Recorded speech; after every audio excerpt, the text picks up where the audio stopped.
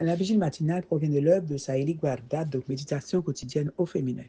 La méditation de ce matin, aujourd'hui, 27 août 2025, est tirée de Matthieu 26, versets 59 et 61. Les principaux sacrificateurs et tout le Sanhédrin cherchaient quelques faux témoignages contre Jésus pour le faire mourir, mais ils n'en trouvèrent pas, quoique plusieurs faux témoins se soient présentés. Enfin, il en vint deux qui dirent, « Celui-là a dit, je puis détruire le temple de Dieu et le rétablir en 3 jours. » Déformé pour faire le mal, page 247. Celui qui lit un texte sans en lire le contexte lit par pur prétexte.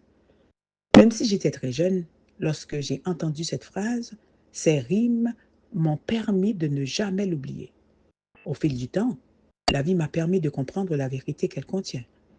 Les paroles prononcées par Jésus dans Jean 2, verset 19, « Détruisez ce temple et en 3 jours je le relèverai », ont été utilisées contre lui et interprétées par les dirigeants juifs comme une menace contre leur glorieux temple.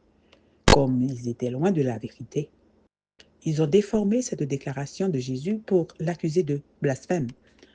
Déformer, c'est donner une interprétation forcée ou erronée à des mots ou à des événements, c'est-à-dire porter atteinte à une vérité, sortir une déclaration de son contexte pour semer la confusion et créer des problèmes. C'est l'une des armes les plus efficaces de l'ennemi contre la parole de Dieu. Dès le début, il a déformé l'ordre de Dieu interdisant de manger le fruit de l'arbre de la connaissance du bien et du mal. L'ennemi n'invente pas de nouvelles idées, mais utilise les idées de Dieu de manière incorrecte pour troubler l'humanité. Une femme qui a vilement déformé la vérité pour nuire à autrui a été la femme de Potiphar. Il était vrai que Joseph était venu dans sa chambre. Il était vrai qu'il avait laissé ses vêtements entre ses mains, mais il était faux que Joseph avait voulu abuser d'elle.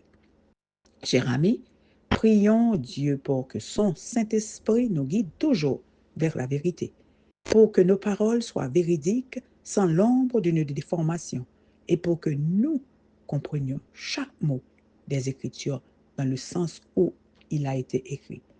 Que la prudence dans nos paroles nous permette d'être toujours honnêtes. Satan est le père du mensonge, mais la bonne nouvelle est que Dieu est le Père de la vérité et qu'il nous conduira dans sa vérité. De qui choisissez-vous d'être la fille? Amen, amen, amen. Heureuse d'être fille de la vérité. Que Dieu vous bénisse. Bonne journée.